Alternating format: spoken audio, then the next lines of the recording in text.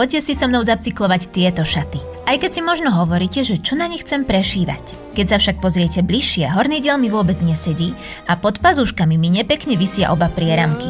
Aby naozaj sedeli, musela by som radikálne zasiahnuť do strihu. Úprava by však bola nadlho a nemuselo by sa to podariť. Rozhodla som sa preto zvoliť jednoduchšiu cestu. Horný diel som si odstrihla od spodného a získala som tak super materiál na padavú sukňu. Zo šiat využijem aj viazačky, ktoré napojím na pás. Diely naň som si vystrihla z chrbta a podžehlila výstužou.